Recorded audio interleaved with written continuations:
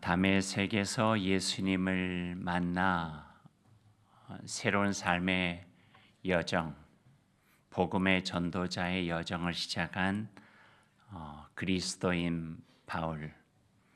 10년 정도 가까이 소아시아와 마게도니아에서 세 차례에 걸쳐서 선교 여행을 통해서 복음을 전하죠. 1차에 11개 지역, 2차에 22개 지역, 그리고 3차에 26개 지역, 중복된 곳이 있지만 모두 59개의 성읍을 다니며 복음을 전했습니다. 이동한 그 거리를요, 또 어떤 분이 또 계산을 해봤어요. 계산을 해보니까 한 2만 킬로 정도 이렇게 된다네요. 그래서 2만 킬로가 어느 정도 되는가 봤더니 우리 만약에 남한에 그 해변길을 만든다면 둘레길로 4바퀴 반 정도 이렇게 되는 거리예요. 어려움도 있었고 힘든 일도 참 많이 있었지만 그래도 비교적 자유로운 몸으로 복음을 전한 바울이죠. 그러나 상황이 달라졌습니다. 지난주일부터 우리가 그 달라진 상황을 성경을 통해서 보고 있는 거예요. 복음을 전한다는 것이 결코 죄는 아니기에 죄수라고 하는 표현을 쓸 수는 없죠. 하지만 예루살렘에 들어간 이후 앞으로 5년간 박탈된 몸, 자유를 박탈된 묶인 몸 위로 복음을 전하게 됩니다.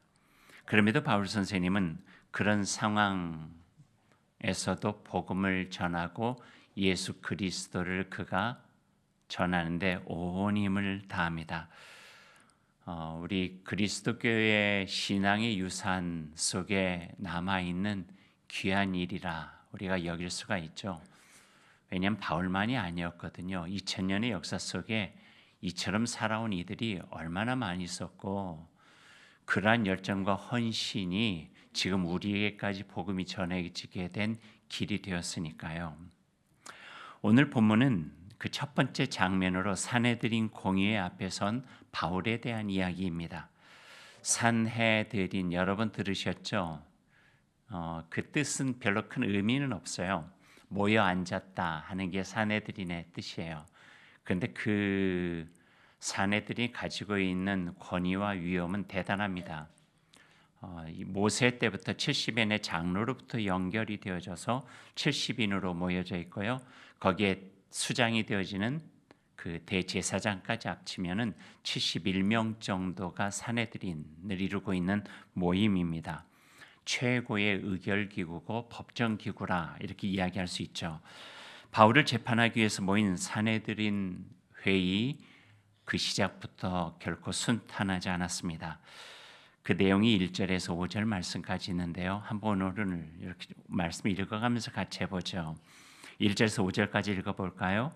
바울이 공회를 주목하여 이르되 여러분 형제들아 오늘까지 나는 범사의 양심을 따라 하나님을 섬겼노라 하거늘 대제사장 아나니아가 바울 곁에 서 있는 사람들에게 그 입을 치라 명하니 바울이 이르되 회칠한다며 하나님이 너를 치시리로다. 네가 나를 율법대로 심판한다고 앉아서 율법을 어기고 나를 치라 하느냐 하니 곁에 선 사람들이 말하되 하나님의 대제사장을 네가 욕하느냐? 바울이 이르되 형제들아 나는 그가 대제사장인 줄 알지 못하였노라. 기록하였으되 너의 백성의 관리를 비방하지 말라 하였느니라. 산헤드린의 수장 대제사장 아나니아입니다. 아나니아의 이름이 가지고 있는 뜻이 여호와께서 은총을 베푸셨다 하는 거예요. 이렇게 좋은 뜻을 가지고 있으니 구약 신약에서 여러 아나니아를 볼 수 있습니다. 구약에서는요 히브리 말로 하면은 하나냐예요. 그러니까 다윗의 세 친구 중에 한 사람의 이름이 하나냐였잖아요. 그러니까 아나니아가 그 이름하고 같은 이름입니다. 우리가 지금 읽고 있는 사도행전만 하더라도 아나니아가 3사람이나 돼요. 기억하고 있는 아나니아, 어떤 아나니아가 있어요? 아나니아와 삽비라, 헌금 속였다가 죽임당한 인물이죠. 두 번째 아나니아는 다메섹에서 예수님 만나 눈이 멀었을 때 그가 이끌려가서 그를 안수하고 눈을 뜨게 만든 이가 바로 아나니아였습니다. 그리고 오늘 만나는 대제사장 아나니아, 이렇게 사도행전에도 세 사람이나 나오고 있는 거예요. 유대 역사가 초기 역사가였던 요세푸스가 쓴 기록에 보면은요, 이 오늘 우리가 만나는 대제사장 아나니아에 대해서 소개하고 있어요. 그에 대해서 이렇게 소개해요. 성격이 난폭하여 사람을 잘 때리고 자신의 지위를 이용해서 재물도 많이 취한 사람, 이렇게 소개하고 있어요. AD 66년에 그 예루살렘에서 폭동이 일어나요. 로마와의 전쟁 비슷한 폭동이 일어나는데 그 폭동 중에 열심당원과 유대 백성들이 대제사장직을 갖고는 있지만 로마에 빌붙어서 로마의 앞잡이처럼 살아가다 자기 재물만 많이 취했던 이 아나니아를 잡습니다. 어디서 잡아오냐면요, 그 궁전 하수구에 숨어 있는 아나니아를 잡아 끌고 와가지고요, 거기서 죽여요. 그런 인생의 참 비참한 마지막을 지내니 그가 바로 아나니아, 오늘 바울을 재판하고 있는 산헤드린의 의장인 거예요. 그러니 공정한 회의가 진행될 수 있었을까요? 그러나 아나니아가 대제사장으로 있는 산헤드린에서 바울의 재판을 받는 장면입니다. 바울의 첫마디 분명했어요. 늘 그랬잖아요. 형제들이여, 오늘까지 나는 모든 일에 양심을 따라 하나님을 섬겼노라. 무슨 말인가요? 나는 여기 붙잡혀 너희들에게 신문을 받아야 할 그 어떤 죄도 짓지 않았다.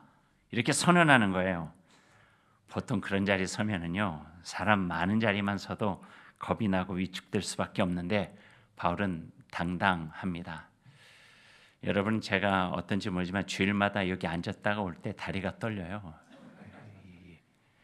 근데 제 마음속에 이런 기도하는 거예요. 하나님, 제가 오늘 제 이야기를 하는 것이 아니라 복음을 전하니 담대하게 해주시고 복음이 가지고 있는 당당함으로 주님의 말씀 전하게 해주십시오. 그렇게 전하는 거예요. 솔직히 여기 앉아있으면요, 오늘 제가 해야 될 설교가 하얗게 아무것도 생각이 안 나는 거예요. 얼마나 겁나는데요. 30년을 해도 겁이 나요. 근데 복음이 주는 힘인 것 같아요. 여러분과 함께 복음을 같이 나누고 있기 때문에 그 가운데 주시는 하나님의 은총이라 여겨지게 됩니다. 바울이 그래요. 바울이 지금 겁도 나고 위축될 수도 있는데 당당한 거예요.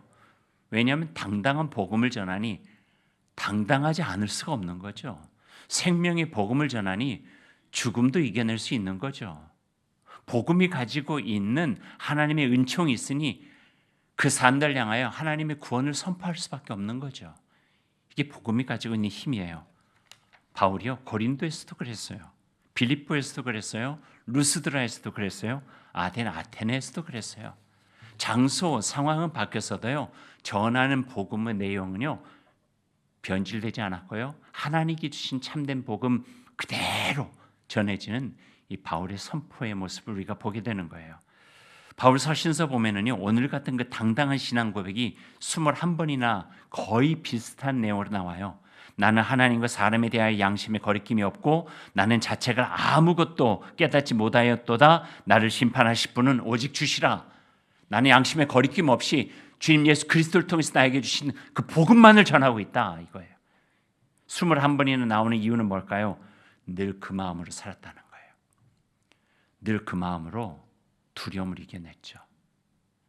늘 그 마음으로 겁나는 상황들을 이겨냈던 분이 바로 바울 사도였던 거예요.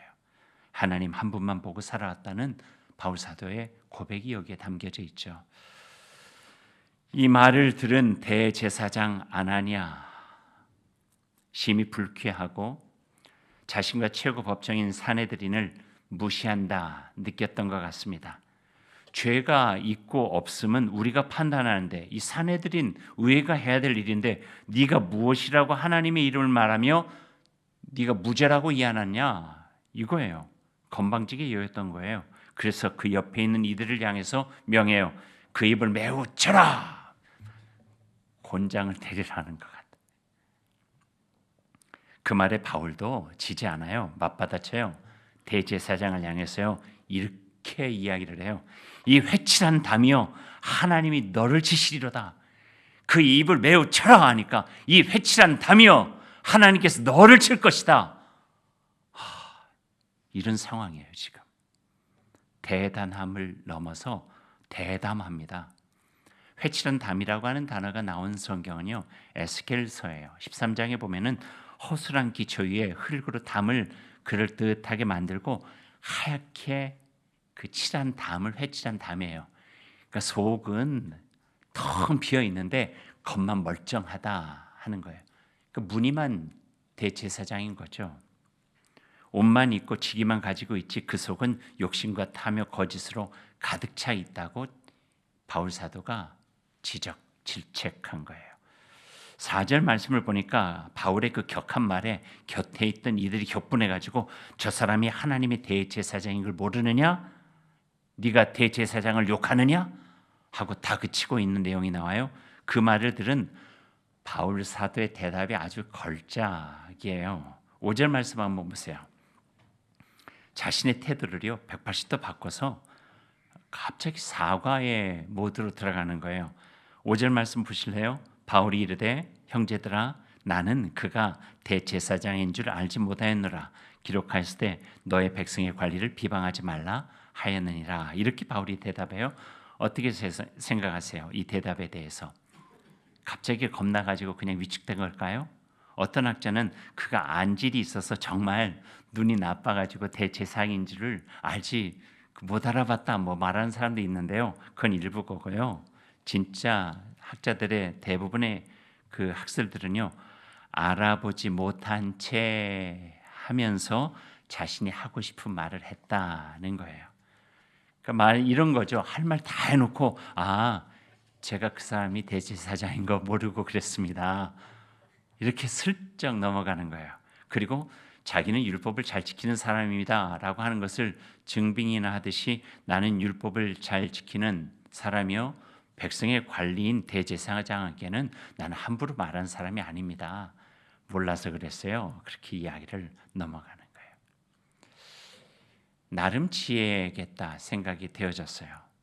그 지혜가 6절에서 10절까지 더 돋보이고 있어요. 6절부터 10절 말씀까지 한번 쭉 같이 읽어보죠.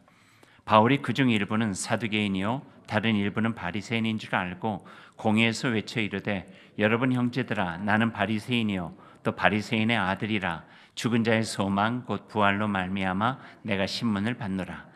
그 말을 한즉 바리새인과 사두개인 사이에 다툼이 생겨 무리가 나누어지니 이는 사두개인은 부활이 없고 천사도 없고 영도 없다 하고 바리새인은 다 있다 함이라. 크게 떠들세 바리새인 편에서 몇 서기관이 일어나 다투어 이르되 우리가 이 사람을 보니 악한 것이 없도다. 혹 영이나 혹 천사가 그에게 말하였으며 어찌하겠느냐 하여 그 분쟁이 생기니 천부장은 바울이 그들에게 찢겨질까 하여 군인을 명하여 내려가 무리 가운데서 빼앗아 가지고 영내로 들어가라 하니라. 내용 이해하시겠죠? 내용 어제 3번 정도 읽어보셨죠? 그러니까 내용 이해하시겠죠? 한자로 된 사자성어가 하나 생각이 나요. EJ 한 세력을 이용해서 다른 세력을 친다, 제어한다 이런 뜻이죠. 바울은요 이전 사울이었을 때 사내들인이 어떤 모습인지 잘 알고 있었어요. 그러니까 거기가 가지고 있는 그 아킬레스건 같은 그 약점을 지금 공격하고 있는 거예요. 바리새인과 사두개인으로 이루어진 사내들인 공의회. 바리새인과의 사두개인은요 결코 우호적인 관계가 아니에요. 굉장히 갈등적이고 대립적인 관계예요. 그 핵심에 뭐가 있냐면요 천사와 부활 논쟁, 영의 논쟁이 있는 거예요. 사두개인은 부활 없어요. 천사도 없어요. 근데 바리새인은 거기에 대한 것들이 인정하고 있거든요. 딱 이 약점 포인트를 건드린 거예요. 자신이 바리새인임을 강조하면서 죽은 자의 소망인 부활을 주장했다 해서 내가 이렇게 모진 어려움을 당하고 있습니다 하니까 그 공의의 반절 정도는 바리새인이 갑자기 바울 편이 된 거죠. 그래서 바울을 옹호하고 나선 거예요. 그러니까 갑자기 바울을 심판하고 판결하는 자리가 바리새인과 사두개인이 대립하고 갈등하고 서로 가지고 있는 이론이 옳다라고 이렇게 싸우는 자리로 돼버리고 만 것이죠. 그러다 보니까 너무 치열해져서 급기야 로마의 천부장이 개입합니다. 바울을 급히 데리고 자기의 영내로 돌아오게 되죠. 전부장은 당황했을 거예요. 바울이 죄가 있냐 없냐를 물으려고 소집하고 데려간 공의회에서 자신들끼리 부활이 있다 없다 하면서 싸우고 있으니 얼마나 당황했겠어요. 하지만 이 내용을 잘 살펴보면요, 그런 소란, 소동, 다툼과 상관없이 바울은 자신이 하고 싶은 복음의 핵심을 전한 거예요. 예수 그리스도의 부활이죠. 죽은 자의 소망인 예수 그리스도의 부활, 그 이야기를 하고 있는 거예요. 잠자는 자들의 첫 열매 되셔서 모든 사람의 소망이 되신 예수 그리스도의 구원의 은총을 그 법정에서 전한 것이에요. 나는 믿고 있다. 죽은 자의 소망이 되신 부활하신 분, 그로 인해 내가 지금 신문을 받고 있는 것이다. 앞으로 돌아가면 나는 범사의 양심을 따라 하나님을 섬겼다. 한치 거짓도 없다. 그 하나님께서 아들 예수 그리스도를 부활하게 하셔서 우리에게 구원을 주신 것이다. 죽은 자에게 소망을 주신 것이다. 이 복음에 대한 선포를 그 사내들인 법정에서 지혜롭게 한 바울의 모습을 오늘 성경을 통해서 만나게 되는 거죠. 여기서 우리는 중요한 신앙의 교훈을 또 얻을 수가 있습니다. 바울 사도가 에베소 교회를 맡기면서 디모데에게 권면한 내용이 있어요. 여러분도 많이 들어 아시는 내용일 텐데요. 너는 말씀을 전파하라. 때를 얻든지 못 얻든지 항상 힘쓰라. 아시는 말씀이죠. 말씀을 전파하라. 때를 얻든지 못 얻든지 항상 힘쓰라. 근데 때를 얻든지 못 얻든지에 대한 그 오해가 있었어요. 그러니까 이걸 어떻게 오해했냐면 그 사람이 듣거나 말거나 들으려 하든지 듣지 않으려 하든지 상관없이 그냥 우리는 전하라는 거예요. 전하는 것이 중요하다. 이런 걸로 오해가 되다 보니까 이단들이나 열성 전도자들이 이 말씀을 오해된 채 사용하죠. 그래서 전도하는 사람들이 때로 복음과 별 상관없이 무례하게 느껴지는 이유 중에 하나예요. 다른 이의 상황을 전혀 개의치 않고 자기 할 말만 해서 오히려 전하는 복음에 값진 것을 비호감으로 전락시키고 만다는 것이죠. 이는 잘못된 해석이에요. 바른 이해와 해석이 중요한 이유가 바로 여기에 있어요. 때를 얻든지 못 얻든지에 대한 바른 성서적 이해는요, 이런 거예요. 복음을 전함에 있어서 좋은 때, 나쁜 때가 따로 있지 않다는 거예요. 잘 한번 마음에 새겨보세요. 복음을 전함에 있어서 좋은 때가 따로 있고 나쁜 때가 따로 있지 않다는 거예요. 조금 쉽게 예를 들어볼게요. 복음을 전하는데 내가 건강해야만 됩니까? 아니에요. 연약할 때도요, 복음 안에서 그 사람이 복음이 얼마든지 드러날 수 있는 거예요. 병원에서 입원해 있는 분에게서도요, 우리는 가서 오히려 우리의 마음에 복음을 경험하고 오는 경우들도 있거든요. 때를 얻든지 못 얻든지가 그런 의미예요. 복음을 전하는데 꼭 성공해야 돼요? 높은 자리에 올라가야만 돼요? 시험에 합격해야만 돼요? 아니에요. 이럴 수도 있고 저럴 수도 있는데 모든 상황과 환경과 처지가 복음으로 인해서 다시 하나님을 경험할 수 있는 귀한 자리가 되어진다 하는 의미가 바로 여기 있는 거예요. 복음을 전하는 데는 나의 상황과 조건이 크게 중요하지 않다는 것, 복음은 언제 어디서 어떤 상황이든지 그 능력과 힘을 발휘할 수 있다는 것, 이게 바울 사도가 디모데에게 주신 복음의 격려예요. 그러니까 상황에 연연하지 말라는 거예요. 그 상황조차도 하나님께서 합력하여 선을 이루어 가시는 분이기 때문에 넌 복음 안에 있으면 된다는 거예요. 그래서 조금 더 구체적으로 이야기하면요, 복음은 전하는 것, 입이 아니라 복음은 내가 살아가는 삶의 방식이에요. 어떤 형편에 처하든지 내가 복음으로 살아가는 삶의 방식을 취할 때 내가 복음을 전하는 자가 될 수 있다고 하는 그런 의미가 이 말씀 속에 담겨져 있는 거죠. 교회사에 나오는 한 예화가 있어요. 일화가 별명이 예수천당이었던 분이 계세요. 초기 목사님이었던 최권능 목사님, 원래 본명은 최봉석 목사인데요.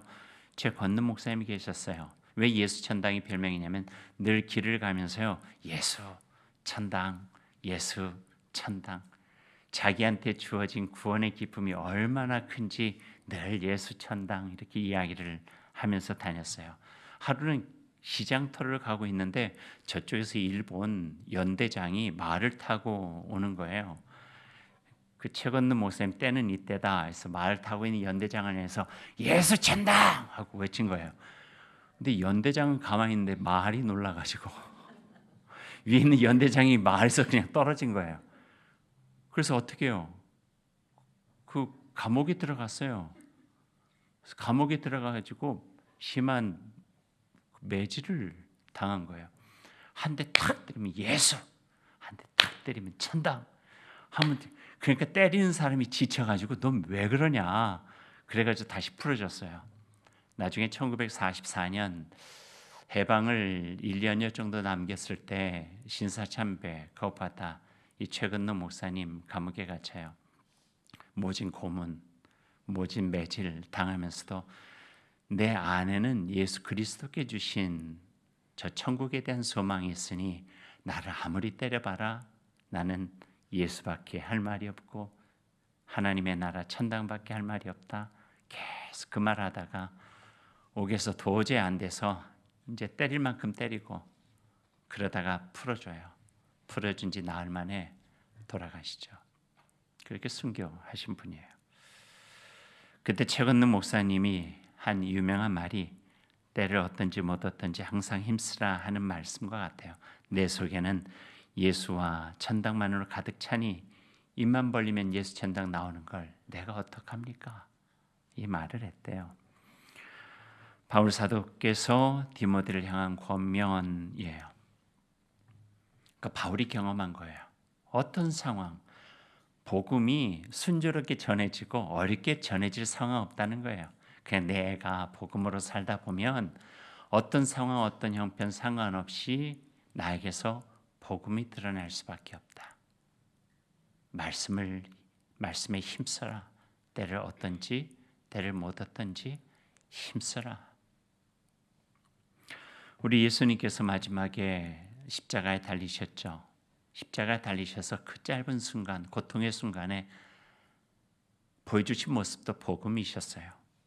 십자가에 달려 그 처절한 고통 당하시면서도 앞에 있는 로마 구인들 향해서는 하나님의 용서와 자비를 보여주시고, 곁에 달려 죽음의 여정을 함께 가는 이를 향해서는 구원의 위로를 전해주시고, 슬퍼하는 어머님을 향해서는 그 효심으로 자신의 제자 요한에게 맡기는 사랑을 보여주시고, 하늘 아버지를 향해서 자신의 모든 것을 맡기는 아버지여 내 영혼을 부탁합니다 하는 의탁의 기도를 드리시고, 복음이 가지고 있는 믿음, 소망, 사랑, 자비와 용서, 온전한 삶을 통한 구원을 그 마지막 순간까지 전해주신 분이 바로 우리가 믿고 따른 예수님이심을 우리가 알게 됩니다.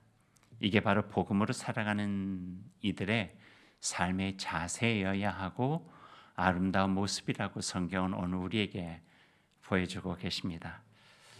어떻게 할까요? 이런 삶을 위해서 우리가 기도해야 돼요. 진짜요. 애써야 돼요. 말씀을 늘 가까이 하면서 기도해야 됩니다. 예수님께서 남겨주신 보혜사 성령이 나를 도우시는 방법은요, 하나님의 감동으로 쓰여진, 성령 안에서 쓰여진 하나님의 말씀을 늘 가까이 하는 것, 그 가까이 하는 것이 내가 조금이라도 복음 안에서 머물며 살아가는 일이라고 가르쳐주고 계세요.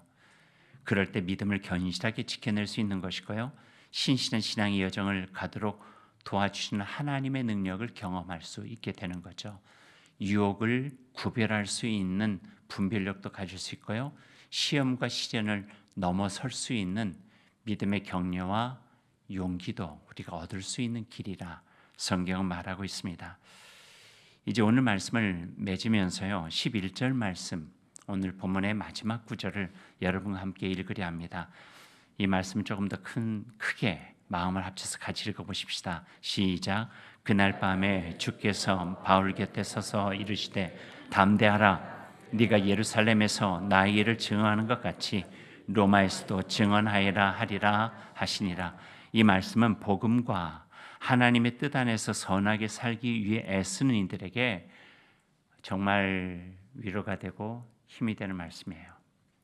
로마 진영 영내에 들어와 어두운 밤에 감옥에 갇힌 바울.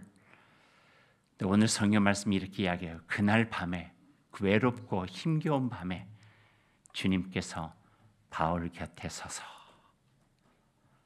주님께서 바울 곁에 서서 딱 말씀하세요. 담대하라, 담대하라. 이 담대하라는 말은요, 다른 표현을 하면은요, 두려워하지 말라, 낙심하지 말라. 그리고 그 다음에 뭐라 하십니까? 예루살렘에서 네가 그렇게 담대하게 복음을 전한 것처럼 내가 로마에서도 전하게 하리라는 거예요. 희망에 대한 약속이죠. 저는 여러 말 더 하고 싶지 않아요. 그냥 그거를 우리의 신앙의 여정 속에 느끼면 참 좋겠다 생각이 되어져요. 내 마음이 하나님의 사람으로 살아가면서 때로는 외로울 때, 지칠 때, 또 힘겨울 때 막 이기려고 열심히 노력을 했는데도 불구하고 내 마음에 마치 구멍난 예수님의 손처럼 뻥 뚫린 것처럼 느껴질 때 오늘 이 말씀이 우리에게 얼마나 큰 위로와 힘이 되는지요. 주님께서 그날 밤에 곁에 서서 담대하라. 그리고 희망의 약속을 주시는 거죠. 선한 양심으로 하나님을 섬기려 애쓰는 분들이라면 이런 위로가 얼마나 큰 힘이 될지요. 어렵고 힘겨운 자기의 삶을 그래도 기도와 말씀으로 버티면서 하나님을 믿는 자니 이렇게 살아야지 라고 용기를 내는 분들에게 얼마나 큰 힘이 될런지요. 오늘 말씀이 이런저런 어려움이 있고 힘들어도 그분의 신실한 자로 살기를 원하는 분들에게 격려가 되고 용기를 주시는 말씀. 담대하라. 담대해야만 된다. 두려워하지 말아라. 낙심하지 말아라. 내가 곁에 있다. 내가 너와 함께한다. 너와 함께 가겠다. 예루살렘이 아니라 로마까지도 내가 너와 함께 가겠다. 오늘 이런 주님의 약속 있는 말씀이 우리에게도 들려지고 그 말씀에 힘을 얻고 우리의 인생의 모든 여정을 믿음으로 걸어가며 견실한 믿음의 결실로 하나님께 영광 돌리고 삶의 기쁨으로 풍성하게 가득 차는 소중한 삶이 바로 우리들의 삶이 되었으면 좋겠습니다.